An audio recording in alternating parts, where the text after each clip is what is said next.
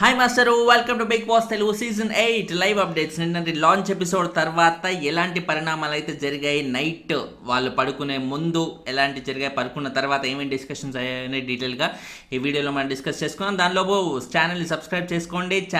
వీడియోని కొంచెం లైక్ కొట్టి చూస్తే హ్యాపీగా ఫీల్ అవుతాను, ఎందుకంటే మీరు ఎన్ని లైకులు కొడితే వీడియో అంతమందికి బూస్టప్ అవుతుంది.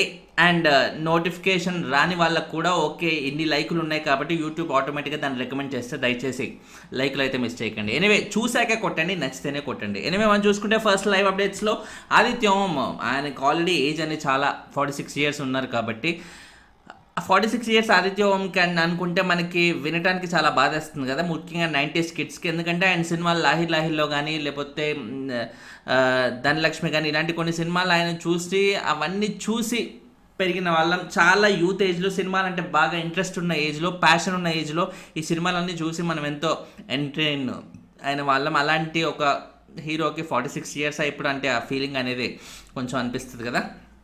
సో ఆయన ఏంటంటే ఏజ్ ఈజ్ జస్ట్ నెంబర్ అన్నట్టుగా మిగతా వాళ్ళు అంటుంటే, నెంబర్ ఏం కాదు బాబు, నైట్ అటు పడుకునేటప్పుడు ఒక సైడ్ నుంచి ఇంకో సైడ్ తిరిగే లోపు వచ్చే ఆ నొప్పి కానీ ఇలాంటి టైంలో నెంబర్ ఏం కాదురా బాబు, బాగానే తీరిపోతుంది అనే ఆ ఫీలింగ్ అయితే వస్తుంది అని ఆదిత్యం చెప్తున్నట్టుగా తెలుస్తుంది అన్నమాట. సో కామెడీ కానీ ఫన్నీ కానీ చాలా సటిల్ జోక్స్ అయితే వేస్తున్నారు, చాలా డిగ్నిఫైడ్గానే ఉండాలి ప్రస్తుతానికి అయితే. ఇంకా టాస్క్లో ఆర్గ్యుమెంట్లు కానీ ఏమీ అవ్వలేదు కాబట్టి ప్రస్తుతానికైతే చాలా సటిల్ రోల్లోనే మనం ఆదిత్యాన్ని చూసే ఆ తర్వాత మనకి హౌస్లో నైనిక అండ్ మణికంఠ వీళ్ళిద్దరూ మాట్లాడుకుంటున్నారన్నమాట. అరే ఇప్పుడు క్యాప్టెన్ లేకపోతే ఎట్లా అవుతుంది బిగ్ బాస్, ఇలావన్నీ టాస్క్లు కానీ లేకపోతే మనకి ఆడడానికి బూస్ట్ కానీ ఎలా ఉంటుంది అన్నట్టుగా నైనిక అడుగుతుంటే, ముందు చూస్తాం. ప్రస్తుతానికైతే మన ముందు ఏంటి నామినేషన్స్ ఉన్నాయి కదా, నామినేషన్స్ గురించి మాట్లాడుకుందాం, దాని తర్వాత ఇది ఎలా వెళ్తుంది ఏంటి అనేది మనం తర్వాత డిస్కస్ చేసుకోవచ్చు అన్నట్టుగా చాలా ప్రాక్టికల్గా మాట్లాడతారు మణికంఠ. సో ఇంత క్లారిటీ ఉన్న వ్యక్తి నిన్న ఆయనని ఎలిమినేట్ చేసేస్తారు ఫస్ట్ డేనే అన్న అది ఎలా అనుకున్నాడో, ఎలా ఆశ్చర్యపోయాడో, ఎలా అంత ఎమోషనల్ అయిపోయాడో, లేకపోతే అంత అగ్రెసివ్ అయ్యి కంటెస్టెంట్స్ మీద కోపం అనేది చూపించాడు, ఎలా అయిపోయింది తనకి ఖచ్చితంగా తెలుసు. నిన్న ఫస్ట్ డేనే ఇట్లా తీసుకొచ్చి అలా పంపేవారు, ఖచ్చితంగా ఏదో ట్విస్ట్ ఇలాంటిది ఉంటుంది. బయటికి పంపినా కూడా స్టేజ్ మీదకి తీసుకొచ్చాక నాగార్జున గారు ఇంట్లోకి పంపిస్తారా, లేకపోతే డోర్స్ అసలు ఓపెన్ కావేమో, ఇలాంటివన్నీ ఆయన ఎన్ని సీజన్స్ చూసుంటారు. సీజన్స్ చూడటం అనేది తప్పనేది ఎప్పుడు అనట్లేదు, ఎందుకంటే ఒక దగ్గరికి వెళ్ళేటప్పుడు బిగ్ బాస్లోకి వెళ్తున్నాం, అక్కడ ఎలా ఉండాలి ఏంటి, ఆ షో ప్యాటర్న్ ఏంటి, ఎలా ఉంటే మనం ఎక్కువ రోజులు ఉండగలం అని ఇలా హోంవర్క్ చేయకుండా వెళ్తే డెఫినెట్లీ దెబ్బతినడం అనేది. హోంవర్క్ చేయకుండా గెలిచిన సందర్భాలు కూడా చాలామంది కంటెస్టెంట్స్ చూపించినా కూడా హోంవర్క్ చేసి వెళ్ళినా కూడా తప్పైతే నేను అనుకోవట్లేదు. ఎందుకంటే డెఫినెట్లీ ఒక ఎగ్జామ్ రాస్తున్నాం అన్నప్పుడు ఖచ్చితంగా ప్రిపేర్ అయ్యే వెళ్తాం కదా. సో అలాంటి ప్రిపరేషన్ నాగమణికంట చాలా బాగా చేశాడు అన్నట్టుగా తెలుస్తుంది. ఆ విధంగానే నిన్న అనిల్ రావిపూడి ప్రాంక్ అని చెప్పగానే ప్రాంక్ అని చెప్పక ముందు ఆయన రియాక్ట్ అయిన విధానం, బీభత్సంగా అవతల వాళ్ళని అగ్రెసివ్గా రియాక్ట్ అయ్యడం, ప్రాంక్ అని చెప్పినాక కూడా ఇంకా అదే మూడ్లో ఉంటూ అదే కోపాన్ని కంటిన్యూ చేయడం, నిఖిల్ లాంటి వాళ్ళతో అది డిస్కస్ చేస్తూ రచ్చ చేసేయటం. సో ఇది డెఫినెట్గా నామినేషన్స్ పాయింట్గా కూడా ఖచ్చితంగా ఇది మణికంఠ తీసుకొచ్చే అవకాశాలు కాదు, కంప్లీట్లీ డ్యామ్ షూర్గా ఇది నామినేషన్స్ పాయింట్లో ఎవరెవరైతే తనకి హ్యాండ్ రైజ్ చేశారో వాళ్ళందరి పేర్లు చెప్పే అవకాశం అయితే క్లియర్గా ఉంది. అఫ్కోర్స్ ఆ ఇద్దరి పేర్లు ఖచ్చితంగా ఈయనని నామినేట్ చేసి వాళ్ళు బయటికి పంపించడానికి పేరు చెప్పిన వాళ్ళే అయి ఉంటారని ఖచ్చితంగా చెప్పేయచ్చు అనమాట. ఎందుకంటే ఇప్పటివరకు తనని చూసిన విధానం చూస్తే. అండ్ తర్వాత చూస్తే మణికంఠ శేఖర్ భాష లాంటి వాళ్ళతో కూడా శేఖర్ భాషను ఎందుకో కొంచెం పాముతున్నాడు అనే ఫీలింగ్ అయితే వస్తుందన్నమాట. మెల్లిమెల్లిగా తనని ప్రసన్నం చేసుకునే విధంగా ఈయన సపోర్ట్ నాకు ఉంటే కొంచెం నాకు ఎక్కువ బూస్ట్ వస్తుందనే ఉద్దేశంతో ఆయన ఉండన్నట్టుగా తెలుస్తుంది. ఎందుకంటే శేఖర్ భాష నో డౌట్ మంచి పెద్ద RJ, popular RJ, okay. But RJ కంటే కూడా రీసెంట్గా ఆయన ఎంత పాపులర్ అయ్యారు రాజశేఖర్ ఇష్యూ ద్వారా. సో ఆ ఇష్యూ ద్వారా ఆయనకి విపరీతమైన పాజిటివిటీ అయితే వచ్చింది. అండ్ మోర్ ఓవర్ అబ్బాయిల వైపు నేను ఉంటాను, అబ్బాయిలు లా పరంగా కానీ సొసైటీ పరంగా కానీ ఎదుర్కొంటున్న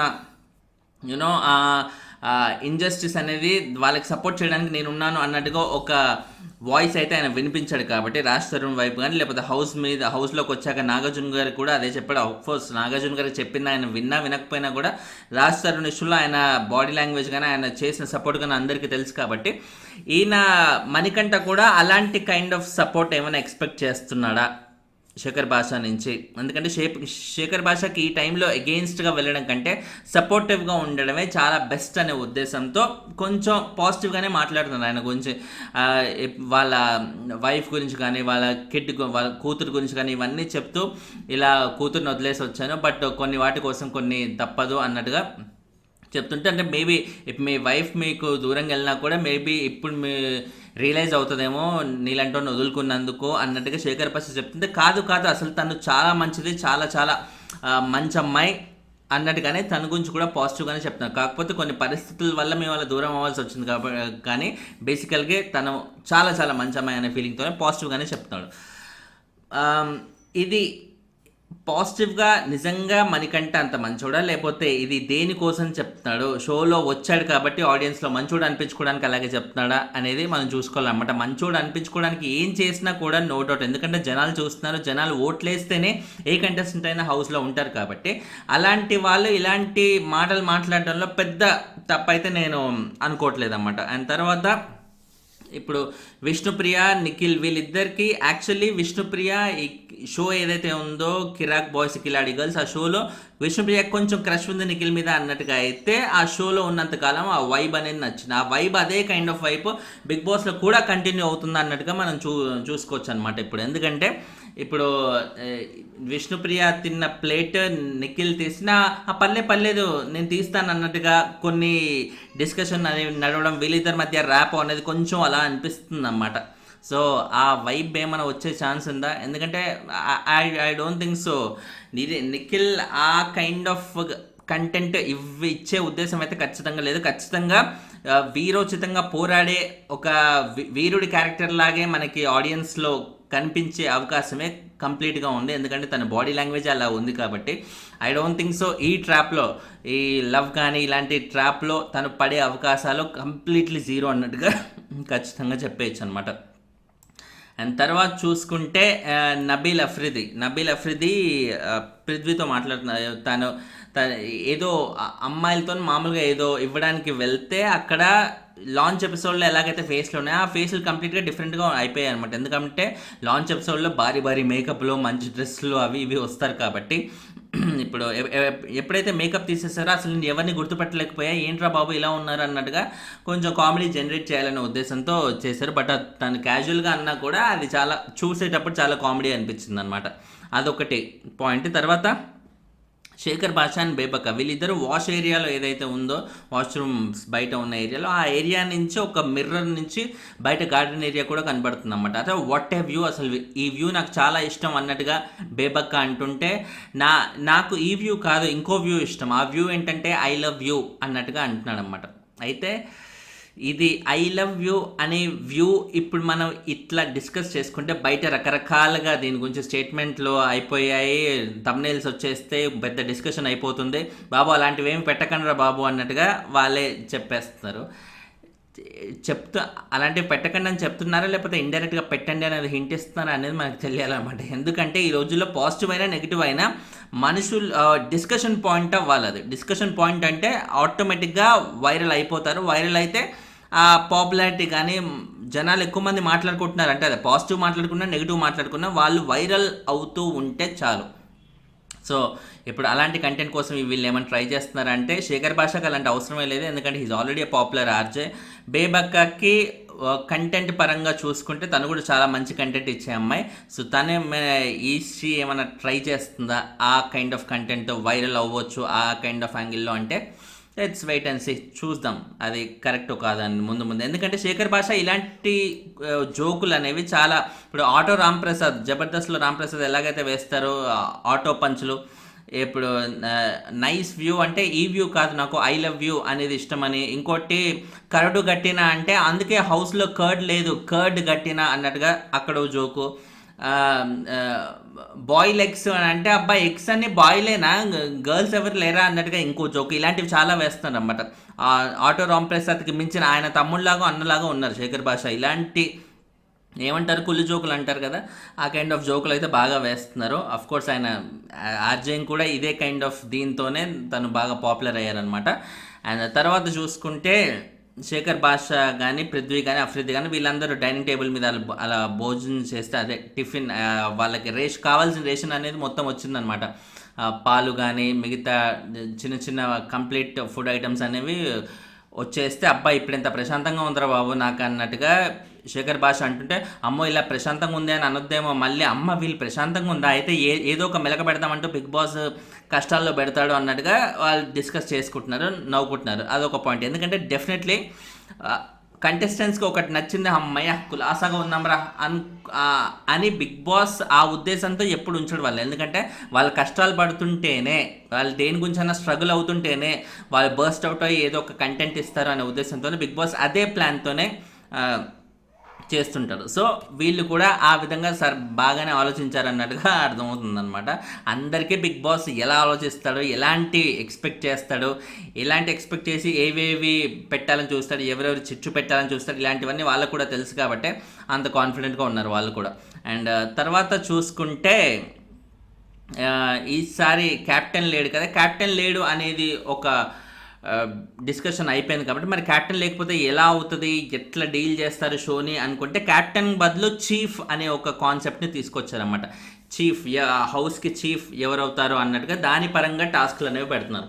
క్యాప్టెన్ అయితే ఏంటి, చీఫ్ అయితే ఏంటి అంటే క్యాప్టెన్ ఇంకో పదమే కదా అంటే క్యాప్టెన్కి ఖచ్చితంగా ఇమ్యూనిటీ అనేది ఖచ్చితంగా వస్తుంది అన్నట్టుగా అందరూ అనుకుంటారు క్యాప్టెన్ అవ్వగానే. బట్ ఇప్పుడు చీఫ్కి ఇమ్యూనిటీ ఆప్షన్ లేదు, ఎందుకంటే అది క్లియర్గా మనకి చెప్పేశారు లాంచ్ ఎపిసోడ్లో. ఇమ్యూనిటీ కాకుండా చీఫ్గా ఎవరైతే సెలెక్ట్ అవుతే వాళ్ళకి ఎటువంటి బెనిఫిట్స్ ఉంటాయి అనేది మనం ఇప్పుడు చూడాలన్నమాట. సో అలా చూసుకుంటే నిఖిల్, నైనిక, యష్మి, శేఖర్ భాష, బెజవాడ బేబక్క అండ్ నబీల్ వీళ్ళ 6 ఒక టాస్క్ ఆడుతున్నారు. ఆ టాస్క్లో నిఖిల్ అండ్ నైనిక వీళ్ళిద్దరు విన్ అవుతారనమాట.